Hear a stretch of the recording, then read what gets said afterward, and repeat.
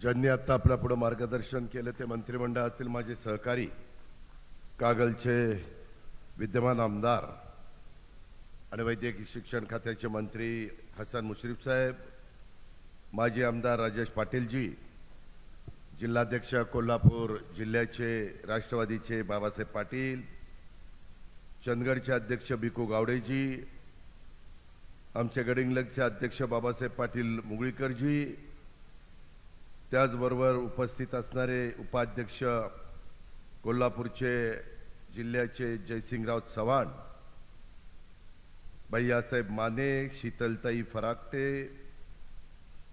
अभय देसाईजी, संतोष पाटीलजी, भरमांना गावडाजी, अनिल साळोखेजी, सुधीर देसाईजी, रामाप्पा करिगारजी, प्रकाश पताडेजी, Anil फडकेजी, M के देसाईजी, सुभाष देसाईजी, सतीश पाटीलजी, अशोकराव देसाईजी, शिवाजीराव नांदोडेकरजी, महाबळेश्वर चौगुलेजी, जयकुमार मुंदोळीजी, विकी कोणकेरीजी, लक्ष्मण तोडकरजी, बाबूराव चौगुलेजी, पांडुरंग बेनकेजी, प्रवीण शिंदेजी, निखिल पाटीलजी, भरत पाटीलजी, परशुराम पाटीलजी, मुन्नासाहेब नायकवाडीजी, जानबा चौगुलेजी, तानाजी गडकरीजी, अनेक इथं इक्बाल काजीजी, अनेक सहकारी आजच्या या मेळाव्याच्या निमित्तानं, नागरी सत्काराच्या निमित्तानं इथं उपस्थित आहेत.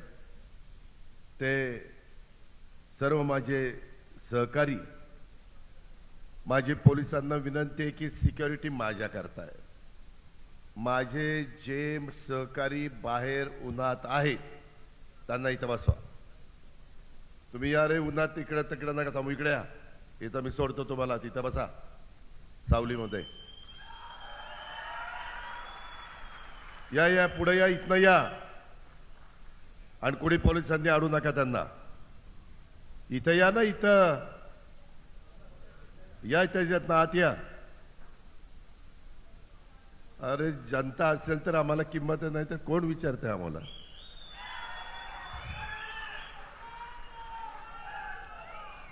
मित्रांनो, एकंदरीत आज चंदगडच्या या पवित्र भूमीत आपण सगळेजण शेतकरी मेळाव्याच्या निमित्तानं आणि नागरी सत्काराच्या निमित्तानं जमलेलो आहे. या निमित्तानं मी माझा चंदगड, आजरा, गडिंग्लज या भागातून आलेल्या तमाम माझ्या बळीराजाचं, तमाम माझ्या सहकाऱ्यांचं मी मनापासून स्वागत करतो.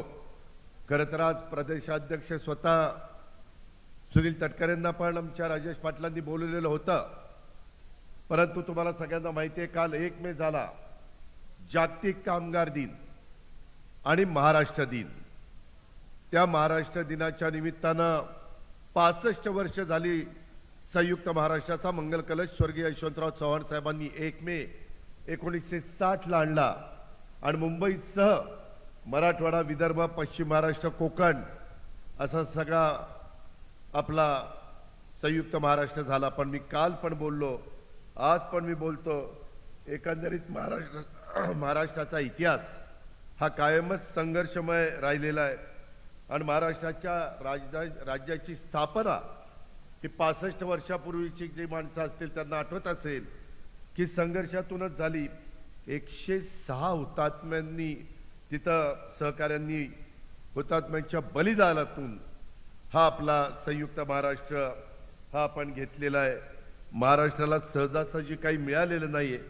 महाराष्ट्राने जे मिळवलंय ते लढून, ते संघर्ष करून, आणि त्याच्यामुळं बेळगाव, कारवार, बिदर, भालकी, निपाणी सह सीमा भागातील मराठी गावं महाराष्ट्रात घेण्यासाठी संघर्ष आजही कायम आहे.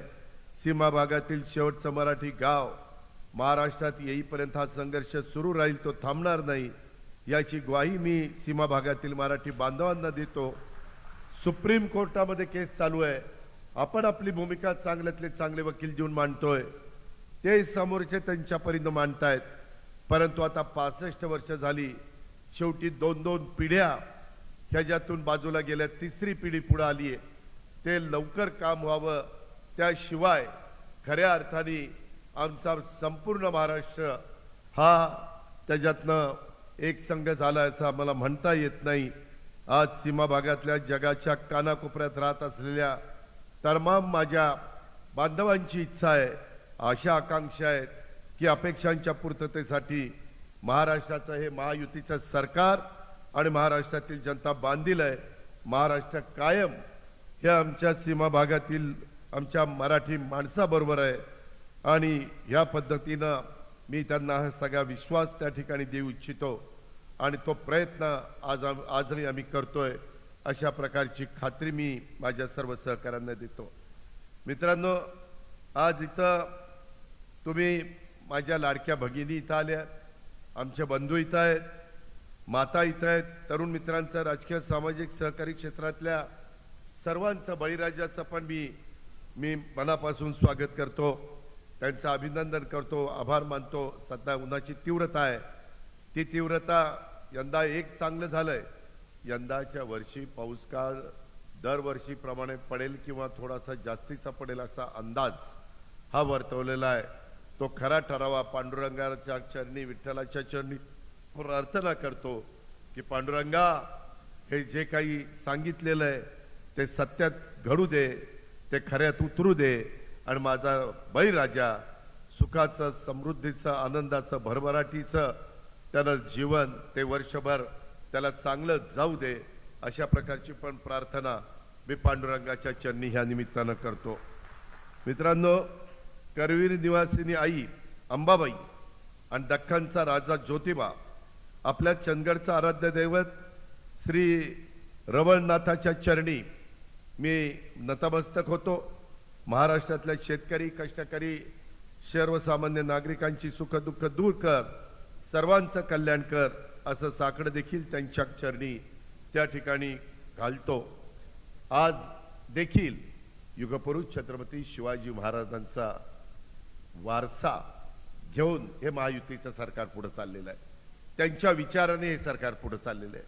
मी महाराष्ट्रात चांद्यापासून बांद्यापर्यंत सांगत असतो की बाबांनो, हे महायुतीचं सरकार आम्ही सगळेजण शिवशाहू फुले आंबेडकरांची विचारधारा घेऊन त्या ठिकाणी पुढे चाललेलो आहे आणि त्याच विचारधारेनं आपल्याला यश मिळणारे ह्याची पण खुणगाठ आणि जाणीव तुम्ही सगळ्यांनी ह्या निमित्तानं ठेवली पाहिजे. चढ उतार तर प्रत्येकाच्या आयुष्यामध्ये येतात. एका गोष्टीची खंत ही राजेश पाटलांनी इथं व्यक्त केली, आमच्या मुश्रीफ साहेबांनी इथं व्यक्त केली. चंदगडकरांनो, गडिंग्लजकरांनो, आजराकरांनो, खरं तर राजेश पाटलांची एकच 2019ची टर्म झालेली होती. तुम्ही निवडून दिल्यानंतर 1.5 वर्ष आम्ही सरकारमध्ये नव्हतो. 1 वर्ष तर आमचं करोनामध्ये गेलं, म्हणजे 2.5 वर्ष आमची गेली. राहिले 2.5 वर्ष. त्या 2.5 वर्षामध्ये आम्ही सत्तेवर होतो. त्यावेळेस 2.5 वर्षात ह्या चंदगड, गडिंग्लज आणि आजरा ह्या विधानसभा मतदारसंघात 1600 कोटी रुपयाची कामं आम्ही मंजूर केली. 1600 कोटी. लोकप्रतिनिधी कशा करता द्यायचा असतो? आपल्या भागाचा सर्वांगीण विकास करण्याच्या करता द्यायचा असतो. आम्ही तर केलेला होता. 2.5 वर्षातच एवढे पैसे दिले. 1.5 वर्ष सरकारमध्ये नव्हतो. एकनाथरावांच्या मंत्रिमंडळामध्ये शेवटच्या वर्षी मी गेलो आणि उद्धव ठाकरेंच्या बरोबर 2.5 वर्ष होतं. त्यातले 1 वर्ष करोनात पगाराला पैसे नव्हते, सगळं बंद झालेलं होतं. शेतकऱ्यांच्या जीवावर कसं बसा आपला विकास दर टिकून राहिला. मीच अर्थमंत्री होतो आणि मी सगळीकडे सांगतो, सगळी सोंग करता येतात, पैशाचं सोंग नाही करता येत. काय खोटं बोललो मी? आता देखील वेगवेगळ्या पद्धतीच्या योजना चंदगडकरांनो, गडिंग्लजकरांनो, आजराकरांनो, तुम्हाला माहिती आहे, आज माझ्या लाडक्या बहिणींना आम्ही दर महिन्याला 1,500 रुपये देतो. 45,000 कोटी रुपयाची तरतूद मला राज्य सरकारच्या तिजोरीत 7,20,00,000 कोटीचा अर्थसंकल्प मी सादर केला. किती? 7,20,00,000 कोटीचा. त्याच्यातून 11व्या अर्थसंकल्प सादर केला. अर्थात तुमच्या जीवावर, तुमच्या आशीर्वादावर, तुमच्या पाठिंब्यावर. पण हे सगळं करत असताना त्यामध्ये आम्हाला अडचण एक आली की मोठ्या प्रमाणावर पगार, पेन्शन आणि जो स्टाफ काम करतो ना सगळा क्लास 1 पासून क्लास 4 पर्यंत सगळे आता माझ्या अंगणवाडीच्या कार्यकर्त्या भेटलेल्या होत्या. आमचे वेगवेगळ्या प्रकारे कॉन्ट्रॅक्टवर काही लोक घेतली जातात. त्या सगळ्यांना आम्हाला 3.5 लाख कोटी रुपये वर्षाचा खर्च. किती? 3.5 लाख कोटी.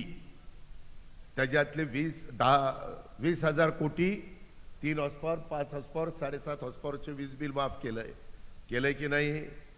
आता त्या माफ केलं म्हणजे काय? ते महावितरण सोडत नाही. राज्य सरकारच्या तिजोरीतनं मला 20,000 कोटी रुपये त्यांना द्यावे लागतात.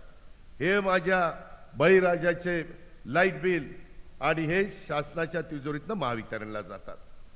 बहिणींना 45,000 कोटी रुपये जातात. 65,000 कोटी रुपये ह्या प्रकारे. अर्थात माझ्या बहिणीला त्याची गरज आहे, ती गरीब आहे, त्याबद्दल दुमत नाही. ती तुमचीच कोणाची तरी पत्नी आहे, तुमचीच कोणाची तरी मुलगी आहे, तुमचीच कोणाची तरी बहीण आहे, त्याच्याबद्दल दुमत असण्याचं काही कारण नाही. तुमचीच कोणाची तरी माता आहे, हे पण मी स्पष्टपणे सांगतो. आज 65,000 कोटी रुपये आणि मग राहिलेले पैसे मला विकासावर खर्च करता येतात. देवेंद्र फडणवीस, एकनाथराव शिंदे, मी, मुश्रीफ साहेब, आमच्या प्रकाश आंबेडकर, आम्ही सगळे मिळून त्याच्यामध्ये त्याचं नियोजन करत असतो. ही गोष्ट माझ्या बळीराजांनी लक्षामध्ये घेतली पाहिजे. आज मला आठवत आहे 2009ला मतदारसंघाची फेररचना झाल्या. त्याच्यामुळं तुमचे जे तालुके आहेत त्या तालुक्यामध्ये 12 तालुक्यात मतदारसंघ कमी जास्त झाले. आपला पूर्वीचा मतदारसंघ हा बदलला आणि चंदगड, आजरा, गडिंग्लज मतदारसंघ 2009ला अस्तित्वात आला. बाबासाहेब कुपेकर आपण निवडून दिलेले होते. दुर्दैवाने काळाच्या नेतेच्या पाडत तुमचं माझं काही चालत नाही. बाबासाहेब आपल्याला सोडून गेले.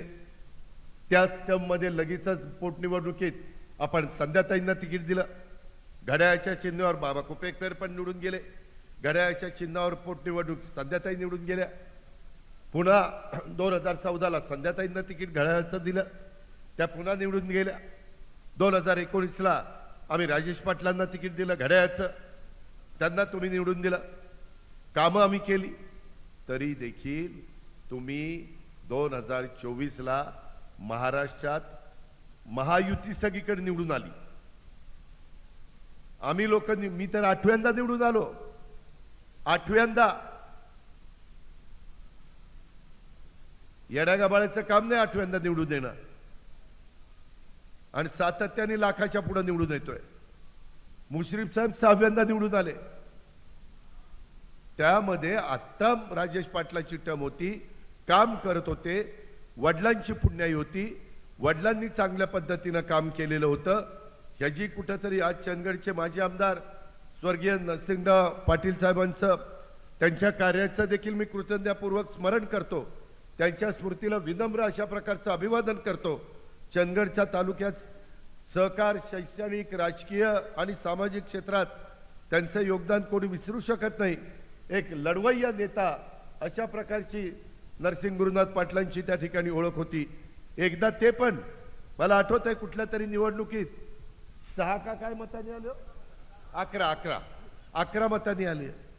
अजबच लोक आहेत राव तुम्ही. 11 म्हणजे काय कराल हे शेवटी तुमचा अधिकार आहे. घटनेचे शिल्पकार डॉक्टर बाबासाहेब आंबेडकरांनी तुम्हाला मताचा अधिकार दिलाय, त्याबद्दल मला काही म्हणायचं नाही. त्याच्यामध्ये संविधान तुमच्या पाठीशी आहे, घटना तुमच्या पाठीशी आहे. पण हे सगळं करत असताना सरपंच पदापासून त्यांच्या कारकिर्दीला राजकीय सुरुवात झाली. पंचायत समितीचा सभापती ते तुमचे झाले, चंदगड सहकारी संघाचे अध्यक्ष झाले, दौलत सहकारी साखर कारखान्याचे अध्यक्ष झाले, कोल्हापूर जिल्हा बँकेचे कित्येकदा संचालक होते, चेअरमन देखील झाले, साखर कारखाना संघाचं प्रतिनिधित्व त्यांनी केलं.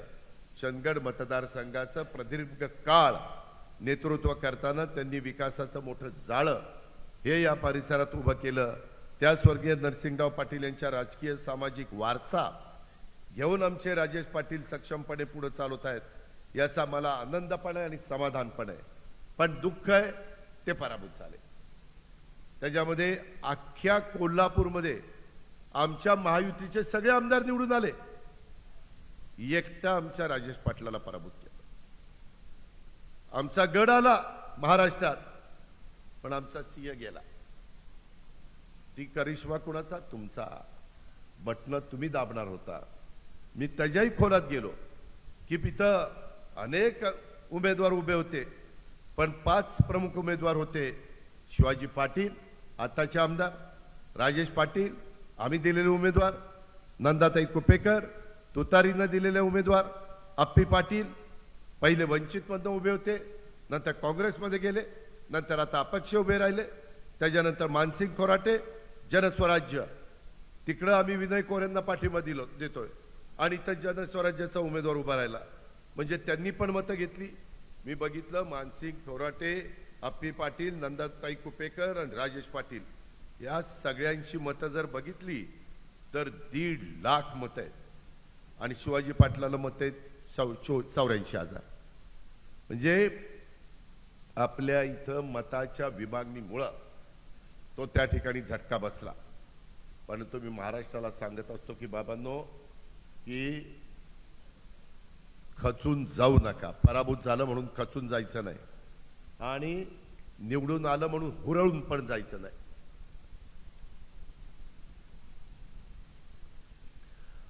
तशा पद्धतीनं आता आमच्या मुश्रीफ साहेबांनी पण सांगितलं.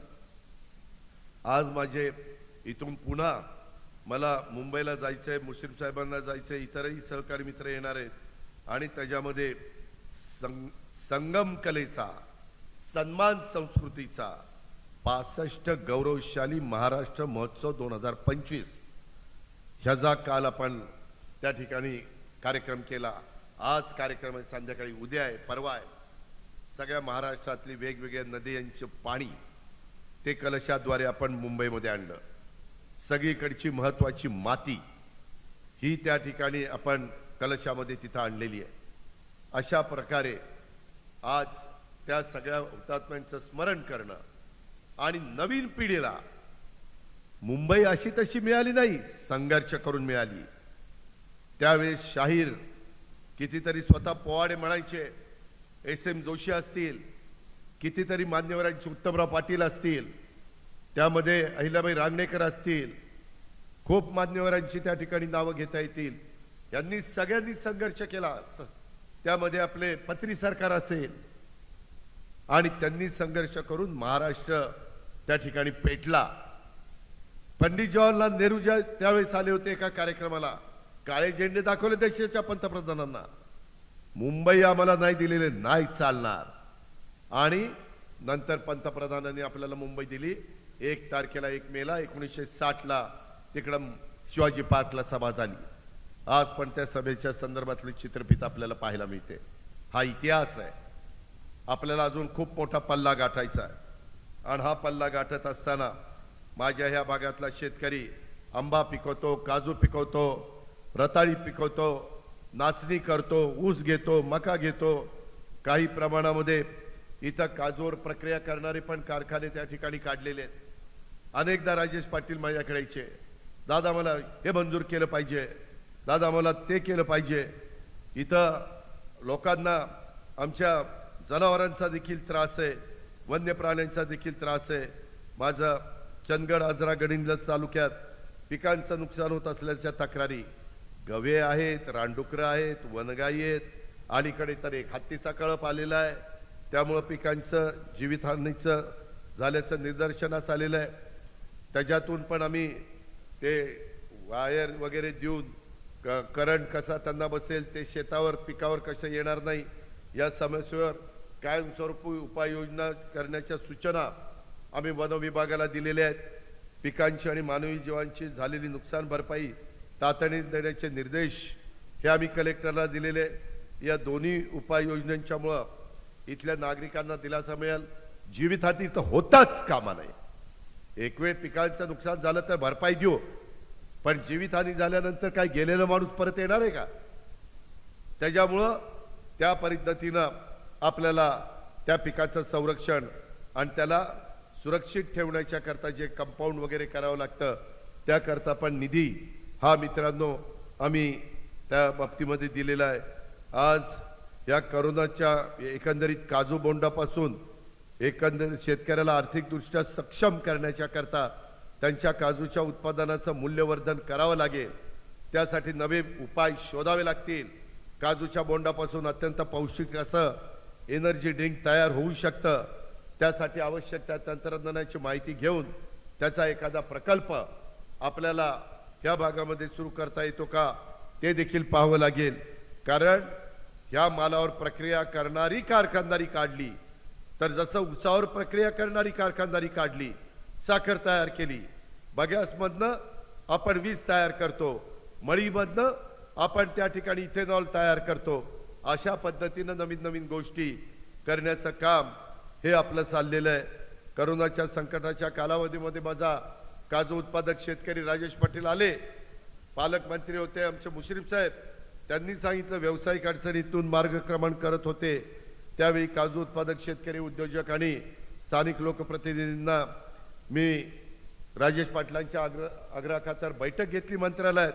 राज्यातल्या काजू उद्योजकाला उभारी देण्यासाठी राज्य शासनाचा 2.5% जो GST होता तो त्या ठिकाणी कर 100% परत करण्याचा निर्णय हा मी त्या बैठकीमध्ये घेतला.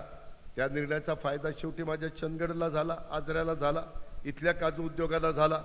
त्याबरोबर मागच्या काळातल्या व्हॅटच्या कराची रक्कम सुद्धा परत देण्याचा निर्णय, व्याज सवलत देण्याचा निर्णय देखील मी घेतला. आणि या निर्णयामुळं माझ्या कोकणातल्या, माझ्या आजऱ्यातल्या, माझ्या चंदगडच्या काजू उत्पादक शेतकऱ्यांना फायदा झालेला हा मित्रांनो आपण सगळ्यांनी त्या बाबतीमध्ये बघितलेला आहे. एवढ्यावरच आपण थांबलो नाही. आम्ही फाटकवाडी घटप्रभा त्या प्रकल्पाची देखील दुरुस्ती करता 24 कोटी रुपये ह्या राजेश पाटलांनी माझ्याकडनं भांडून घेऊन गेले. त्यामध्ये मातीच्या सांडाव्याची भिंत गेल्या काही वर्षापासून ऑगस्ट 2019 साली झालेल्या अतिवृष्टीमुळे वाहून गेली होती. त्यामुळे या भागातल्या शेतीचं मोठं नुकसान झालं आणि म्हणून फाटकवाडी घटप्रभा प्रकल्पात वाहून गेलेल्या भिंतीच्या दुरुस्तीसह या प्रकल्पाच्या परिसरात 20 गावांच्या सुरक्षिततेच्या साठी दृष्टीने उपाय करण्याकरता 24.5 कोटी रुपयाचा निधी हा मी तिथं दिला. या प्रकल्पाचा फायदा माझ्या चंदगड आणि गडिंग्लज तालुक्यातील 6,500 हेक्टर क्षेत्राला होतो. त्यामुळे हा प्रकल्प दोन माझ्या तालुक्याच्या दृष्टीने, माझ्या बळीराजांच्या दृष्टीने, शेतकऱ्यांच्या दृष्टीने महत्त्वाचा आहे. त्याचबरोबर माझ्या चंदगड मतदारसंघात सिंचन आणि पिण्याच्या पाण्याच्यासाठी तिलारी जलविद्युत प्रकल्पाने आजरा येथील केटवडे प्रकल्पाच्या मदतीने स्थानिक नागरिकांना देखील पाण्याची सुविधा उपलब्ध करून देण्याच्या करता आपण विशेष प्रयत्न करणार आहोत. आत्ताच राजेश पाटील पराभूत आहेत तरी येतात, दादा हे माझं काम करा. मी म्हणतो आता पराभूत झालाय, जरा थांबा ना, लोकांना कळू द्या ना पराभूत झाल्यानंतर काय होतं ते. नाही दादा ते मला बघवत नाही, शेवटी ते माझे मतदार आहेत, त्याच्यातल्या कित्येक हजार लोकांनी मला मतदान केलेलं आहे आणि त्यामुळं आम्हाला तुम्ही मदत केली पाहिजे. त्यासाठी आम्ही हे सगळं करायला कर्नाटक सरकारसोबत जॉईंट व्हेंचर करून काही करता येईल का याची तपासणी आम्ही जलसंपदा विभागाला करायला सांगितलेली आहे. आमच्या चंदगड आजरा तालुक्यामध्ये मुबलक पाणी साठे आहेत. या पाणी साठ्यात चांगल्या दर्जाचं मत्स्य विशेष सोडून केज फार्मिंग माध्यमातून मत्स्य शेतीला प्रोत्साहन देता येईल का या निमित्तानं देखील माझ्या इथल्या तरुणीला स्थानिकांना मोठा रोजगार उपलब्ध होऊ शकतो. त्यामुळे त्या दृष्टीने पाऊल आम्ही उचलतोय. आत्ताच कॅबिनेटला आम्ही त्याला उद्योगाचा दर्जा देण्याचा प्रयत्न त्या बाबतीमध्ये केलेला आहे आणि त्याच्यातून कसं माझ्या मत्स्य शेतीला प्रोत्साहन देता येईल हाही प्रयत्न आहे. यंदा आपला सीझन कमी झाला, कुठच्याचा, साखर कारखान्याचा. 90 दिवसाचा सीझन झाला. दरवर्षी FRP वाढली पाहिजे, माझ्या शेतकऱ्याला मिळालं पाहिजे. पण जर जेवढा सीझन चालायला पाहिजे तेवढा सीझन चालला नाही तर कसे भाव मिळणार. जर तुमच्या कारखान्यामध्ये समजा 10 लाख मेट्रिक टन साखर तयार व्हायला पाहिजे आणि 5 लाख झाली तर त्या 5 लाख पोत्यांवर त्या सगळ्याचा बोजा पडणार.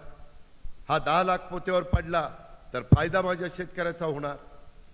ह्या प्रकारे आज कर्नाटकातले कारखाने, पूर्वी त्या भागातला ऊस मोठा यायचा, आता तिथं पण त्यांनी मोठे मोठे कारखान्याची कॅपॅसिटी वाढवलेली आहे. मग आता काय करायचं? त्याकरता एआयचं तंत्रज्ञान हे कृषी क्षेत्रामध्ये आणण्याचं काम आम्ही केलेलं आहे. आजच्या वेगवान युगात नवीन तंत्रज्ञानाचा वापर करून आपण आधुनिक पद्धतीने शेती केली पाहिजे. आधुनिक शेती करणं ही आता गडिंग्लजकरांनो, चंदगडकरांनो, आजराकरांनो काळाची गरज आहे. मी माझ्या भागात केला. माझ्या इथं ज्या शेतकऱ्याचं अडसाली उत्पन्न 60 टन 70 टन निघत होतं, तो 100 टनाच्या पुढे गेला. तुम्ही म्हणाल काय जादूची काढणी केली? एआयचा वापर केला.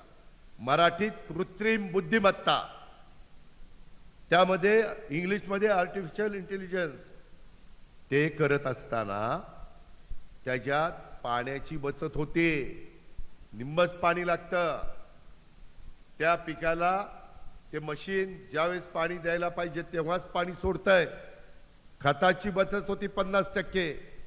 आपण खादनी बांधणी नळी त्या ठिकाणी करत असताना माझ्या ऊसाच्या पानात ते खत पडतं दाणेदार, निम्मा अर्ध वाया जातं. ह्याच्यामध्ये पाण्यातनं खत देतो आम्ही. 50% खताची बचत होती आणि ते सगळं खत NPK त्याच्या मुळाला मिळतं. जमिनीचा पोत चांगला राहतो, उत्पादन वाढतं. पाण्याची बचत, खताची बचत, उत्पादन वाढतं. किती वाढतं? 60 टनाचे 100 टन होतंय. त्याला खर्च येतो, परंतु 5 ते 10 हजार.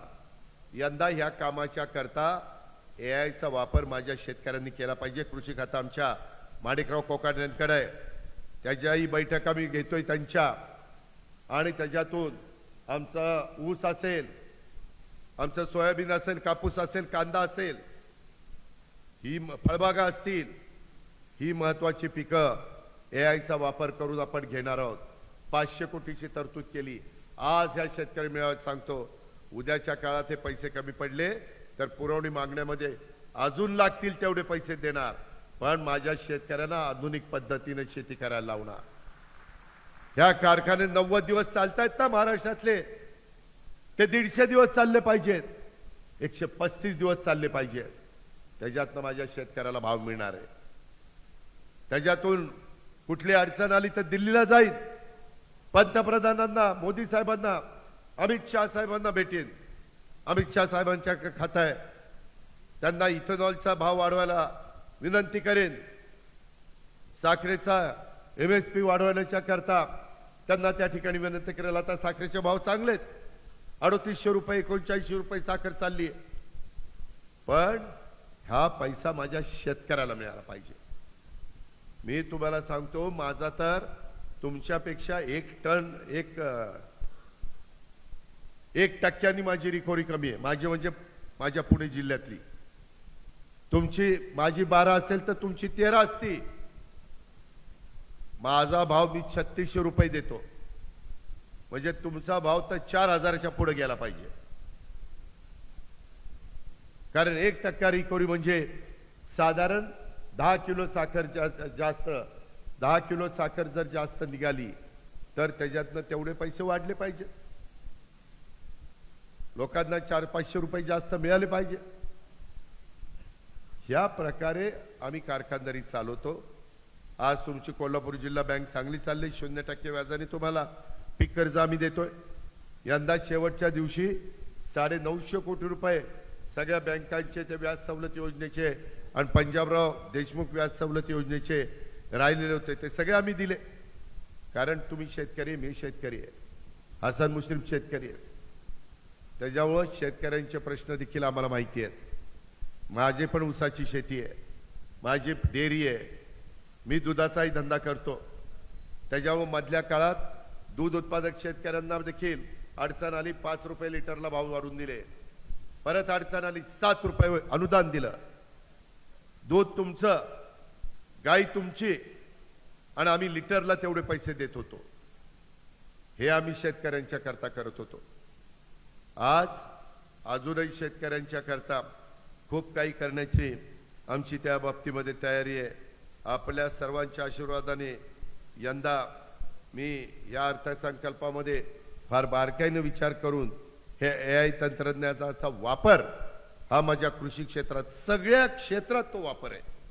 तो कृषी क्षेत्रामध्ये की व्हावा, माझ्या महाराष्ट्रातल्या शेतकऱ्यांना अधिक सक्षम करण्याकरता कृषी क्षेत्रामध्ये कृत्रिम बुद्धिमत्ता सारख्या तंत्रज्ञानाचा प्रभावी वापर करण्याची गरज आहे. कृषी हॅकेथॉनच्या माध्यमातून राज्यातले युवा संशोधक, स्टार्टअप्स, कृषी तज्ञ शेतकरी बांधवांना एकत्र आणून आधुनिक तंत्रज्ञानाच्या मदतीनं शेती संबंधित समस्या सोडवण्याचा प्रयत्न आम्ही खासगी क्षेत्रातील तज्ञांच्या आणि संस्थांच्या मदतीने शासन स्तरावर करतोय. या माध्यमातून आधुनिक तंत्रज्ञानाचं शेतकऱ्यांना उत्पादन वाढेल आणि कृषी हॅकेथॉन स्पर्धेचं आयोजन करण्यात येणार आहे. त्यामुळं नवकल्पक संशोधकांची संधी त्यांना मिळणार आहे आणि त्याच्यातून माझ्या शेतकऱ्यांना पण मदत होणार आहे. ही पण गोष्ट आपण सगळ्यांनी लक्षामध्ये घेतली पाहिजे. मित्रांनो, एकंदरीतच काम करत असताना अनेक गोष्टी आम्ही तुमच्याकरता करतोय, परंतु त्या करत असताना तुम्हाला 2 दिवसापूर्वी पेपरला वाचायला मिळालं असेल की पंतप्रधान नरेंद्र मोदी साहेबांनी केंद्रीय मंत्रिमंडळामध्ये जसं मागे मराठी तुमची माझी मातृभाषा आहे, मराठीला अभिजात भाषेचा दर्जा दिला. बरेच वर्षाची मागणी महाराष्ट्राच्या मराठी माणसाची पूर्ण झाली. ही भाषा पुढेही हजारो वर्ष टिकली पाहिजे. प्रत्येकाला आली पाहिजे, लिहिता आली पाहिजे, वाचता आली पाहिजे. आणि त्याच्याच बरोबर आता जातनिहाय जनगणना करण्याचा निर्णय घेतला. खूप जण आम्हाला भेटतात की दादा, आमची लोकसंख्या इतकी आहे, आम्हाला एवढा हिस्सा मिळाला पाहिजे, आम्हाला एवढा निधी मिळाला पाहिजे. आपले महाराष्ट्रामध्ये नक्की कोणाची किती लोकसंख्या कळलं पाहिजे. कुणावर अन्याय होता का म्हणे. अल्पसंख्याक किती आहेत, मागासवर्गीय किती आहेत, आदिवासी किती आहेत, भटके किती आहेत, सर्वसाधारण किती आहेत, सगळे वेगवेगळे प्रकार कळले पाहिजे. म्हणजे जर कुणाला संख्येच्या प्रमाणामध्ये त्यांना निधी मिळत नसेल तर अर्थमंत्री जो असेल त्याला त्या पद्धतीनं निधी देता येईल. म्हणून आपण तशा पद्धतीनं जनगणना करण्याचा निर्णय घेतला. या केंद्र सरकारच्या निर्णयाचं स्वागत मी ताबडतोब केलं. त्यामुळे सर्व समाज घटकांना त्यांचा न्याय हक्क मिळायला मदत होणार आहे. सामाजिकदृष्ट्या दुर्बल, वंचित, उपेक्षित समाज बांधवांच्या विकासावर सरकारला अधिकचा निधी त्यामुळे देता येणार आहे. मागास समाज घटकांना शैक्षणिक, आर्थिक स्तरावर त्यांच्या उंचावण्याच्या करता मदत होऊन सामाजिक समता प्रस्थापित त्या ठिकाणी करण्याचं ध्येय वेगाने आपल्याला साध्य करता येणार आहे. आर्थिक स्तर उंचवण्यास ही मदत होत असताना सामाजिक समता त्याच्यामध्ये स्थापित करत असताना जातनिहाय जनगणनेचा निर्णय म्हणजे सामाजिक समता प्रस्थापित करण्याच्या दिशेनं केंद्र सरकारने उचललेलं हे एक महत्त्वाचं पाऊल आहे. हा क्रांतिकारी निर्णय आहे. जातनिहाय जनगणना करण्याची मागणी अनेक व्यक्तींनी, अनेक संस्थांनी, अनेक राजकीय पक्षांनी, अनेक संघटनांनी केली. पूर्वी पण काँग्रेसची राजवट होती, परंतु त्यांनी कधी नाही केलं. त्यांनी त्यावेळेस मराठी भाषेला अभिजात भाषेचा दर्जा नाही दिला. आता गेल्या अनेक दशकापासून ही मागणी होतीये. ही मागणी पंतप्रधान नरेंद्र मोदी साहेबांनी आणि गृहमंत्री शाह साहेबांच्या दूरच्या दृष्टीतून आणि संवेदनशील नेतृत्वामुळे पूर्ण होऊ शकलेली आहे. केंद्र सरकारच्या या निर्णयाचं एक राज्याचा नागरिक तसंच एक राष्ट्रवादीचा अध्यक्ष आणि उपमुख्यमंत्री यांना त्यांनी मी स्वागत करतो. हा क्रांतिकारी निर्णय घेतल्याबद्दल मी मोदी साहेबांचं, अमित शाह साहेबांचं आणि संपूर्ण त्यांच्या केंद्रीय मंत्रिमंडळाचा पण मनापासून त्या ठिकाणी आभार देखील मानतो. काल महाराष्ट्र दिनाच्या निमित्तानं सकाळी 10 ते संध्याकाळी 5 पर्यंत पंतप्रधान मुंबईत होते. त्याच्यामध्ये आपली राजधानी मुंबई, देशाची आर्थिक राजधानी मुंबई, तिथं world audio visual and entertainment summit अर्थात त्याला वेव्स परिषद असं नाव दिलेलं आहे, त्याचं उद्घाटन त्या ठिकाणी काल पंतप्रधान महोदयांनी केलं. आणि ह्या वेव्स परिषद तुम्ही म्हणाल ही 4 दिवस चालणारी परिषद आहे, आम्हाला काय फायदा. मित्रांनो, त्या माध्यमातून audio visual entertainment, social media अशा माध्यम क्षेत्राच्या भविष्याचा वेध घेण्यात येणार आहे. नवीन तंत्रज्ञानाची ओळख ही सर्वांना होण्यासाठी ही परिषद महत्त्वाची ठरणार आहे. त्याच्यातनं रोजगार निर्माण होणार आहे. कालच यूट्यूबच्या प्रमुखांनी 850 कोटी रुपये मी त्याच्यामध्ये गुंतवणूक करतो म्हणून सांगितलं. मुंबईच्या नीता मुकेश अंबानी ते कल्चरल सेंटर आहे, तिथं हा कार्यक्रम होतोय.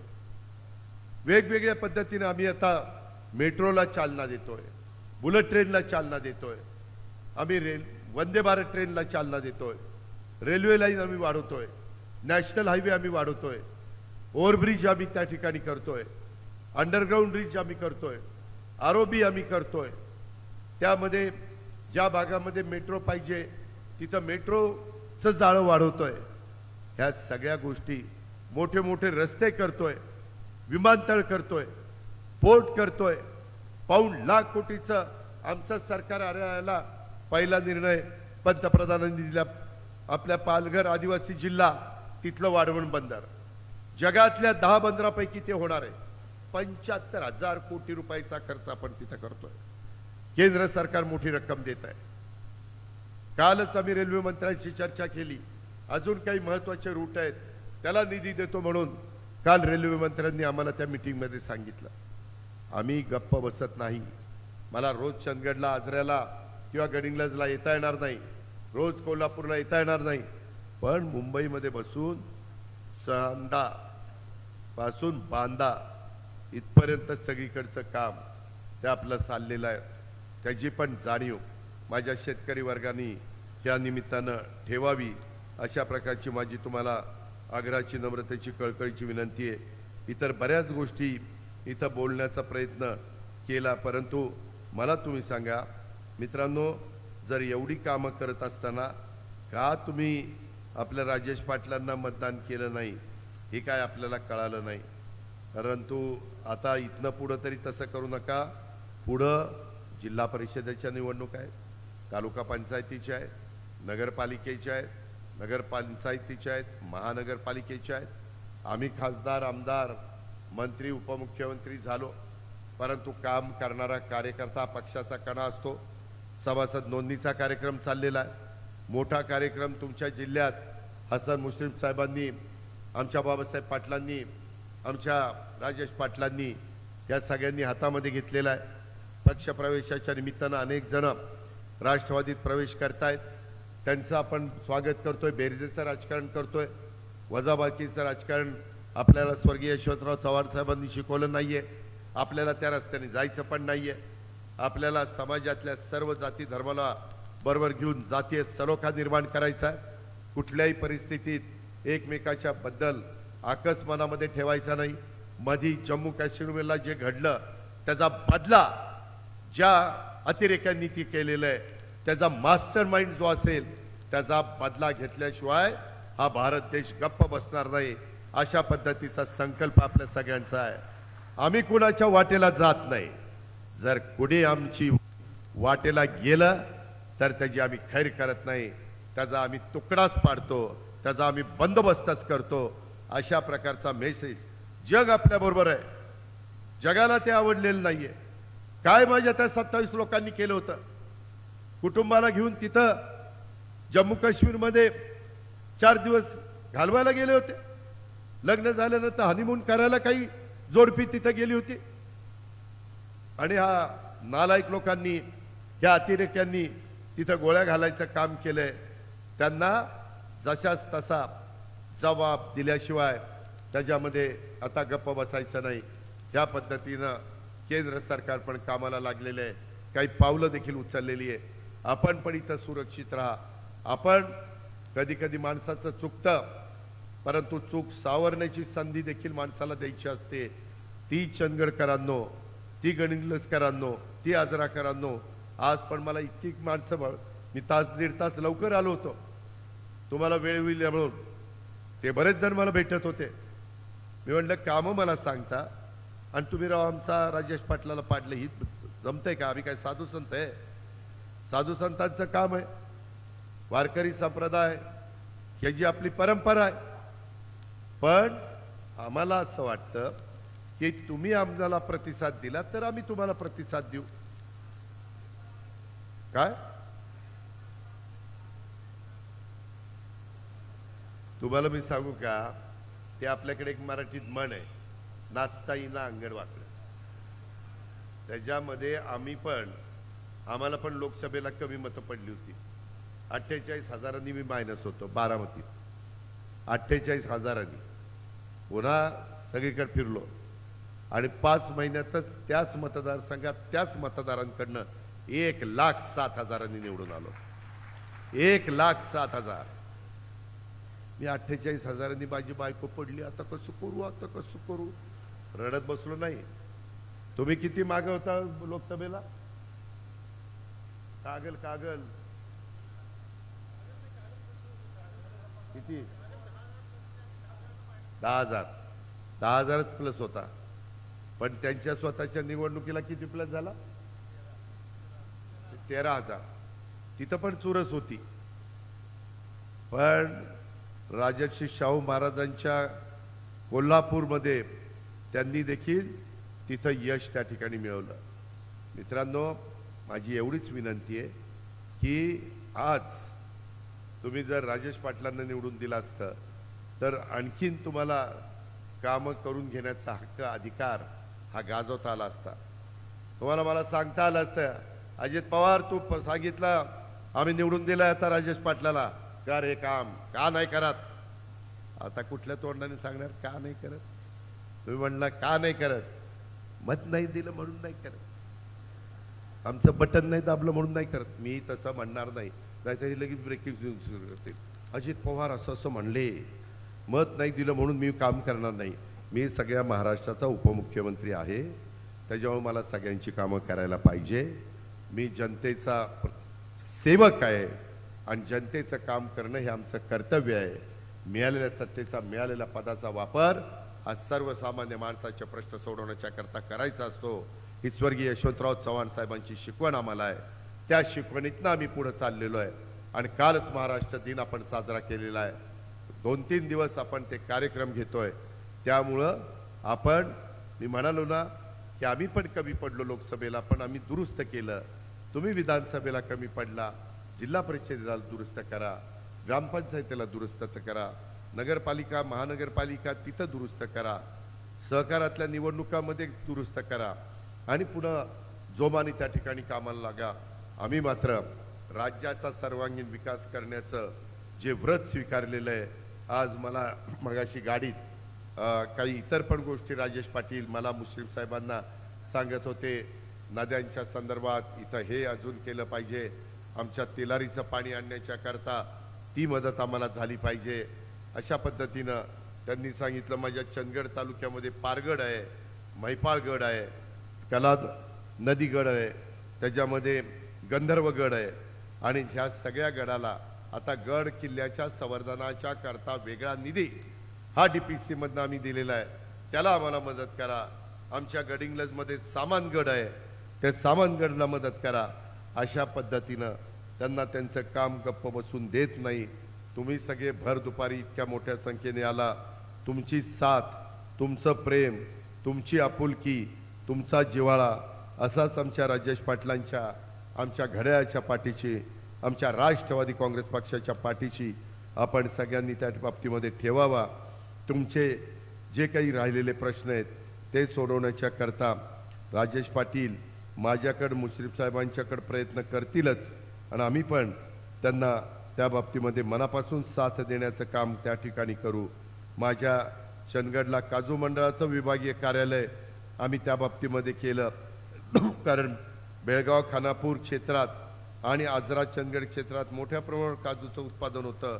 ते प्रक्रिया करणारे उद्योग माझ्या चंदगड आणि आजरा तालुक्यातच आहेत. त्याच्यामध्ये चवीच्या दृष्टीनं इथला घाट व्याथ्यावरचा चंदगड आणि आजऱ्याचा काजू अव्वल आहे. काजूसाठी त्या विभागातलं नैसर्गिक वातावरण हे अतिशय पोषक आहे.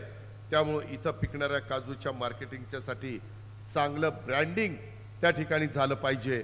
त्यासाठी राज्य सरकार प्रयत्न करणार आहे. माझ्या शेतकऱ्यांचा आर्थिक स्तर त्याच्यातनं उंचावा, काजू प्रक्रिया उद्योगाच्या माध्यमातून रोजगाराच्या संधी वाढाव्यात यासाठी आपण महाराष्ट्र राज्य काजू मंडळाची स्थापना राजेश पाटलांच्या आग्रहाखातर केली. या काजू मंडळाचं मुख्यालय आपण वाशी मुंबईमध्ये केलेलं आहे. त्याचबरोबर तुमचं चंदगडचं ट्रॉमा केअर सेंटर 20 बेडचं त्याला आम्ही मान्यता दिली. चंदगडचं 50 बेडचं उपजिल्हा रुग्णालय त्याला हे दोन्ही कामं रखडलेली होती, त्याला 24 कोटी रुपयाची तरतूद केली. त्याला आता मुदतवाढ द्यावी लागली. ती मुदतवाढ आता आम्ही देतोय. तुम्ही काळजी करू नका. परंतु इथं होणारी सरकारच्या निधीतनं कामं, सरकारी पैशातनं कामं दर्जेदार कशी होतील, चांगली कशी होतील, तुम्हाला त्याच्यातनं मदत कशी होईल, तुमच्या पुढच्या पिढीचं त्याच्यातनं कल्याण कसं होईल, अशाच प्रकारचा प्रयत्न आपण सगळ्यांनी या निमित्तानं करावा. अशा प्रकारची मी तुम्हाला सगळ्यांना आग्रहाची, नम्रतेची, कळकळीची विनंती करतो आणि खरोखरच तुम्हाला लाख लाख धन्यवाद देतो. बाहेर एवढं तळपतं ऊन आहे, एवढा चटका बसतोय, पण एवढ्या प्रचंड संख्येने तुम्ही ज्या प्रेमाने, ज्या आदराने आमचा सत्कार केला. माझा चंदगडचा माणूस, माझा चंदगडचा कार्यकर्ता, माझा चंदगडचा सहकारी नेहमीच माझ्यावर विशेष प्रेम करतो.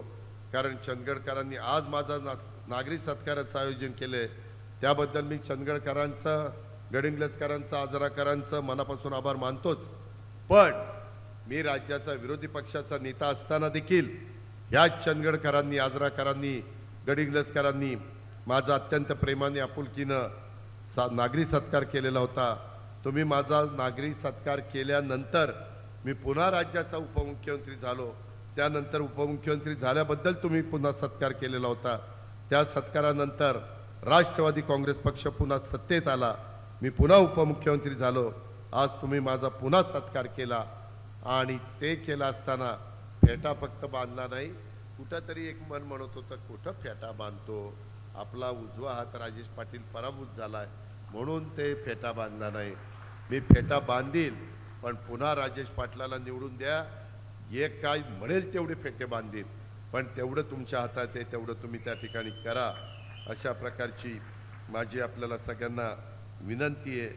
अधिक न बोलता चंदगडकर सत्कार मला नेहमीच पावतो. याबाबत माझ्या मनामध्ये अजिबात दुमत असण्याचं कारण नाही. तुम्हा चंदगडकरांचं, गडिंग्लजकरांचं, आजराकरांचं प्रेम आणि माझ्यावर विश्वास बघून मी खरोखरीच इथं आल्यावर भारावून जातो. तुमच्या आणि महाराष्ट्राच्या जनतेचा मी कायम ऋणी राहीन. महाराष्ट्राच्या जनतेच्यासाठी सर्वोत्तम देण्याचा मी राष्ट्रवादी काँग्रेस पक्षाच्या परीनं, त्यातर्फे आणि राज्य सरकारमधला उपमुख्यमंत्री म्हणून प्रामाणिकपणे प्रयत्न करत राहील. हा शब्द मी या निमित्तानं आपल्या सर्वांना देतो आणि आपल्या सगळ्यांची रजा घेतो. जय हिंद, जय महाराष्ट्र, जय राष्ट्रवादी.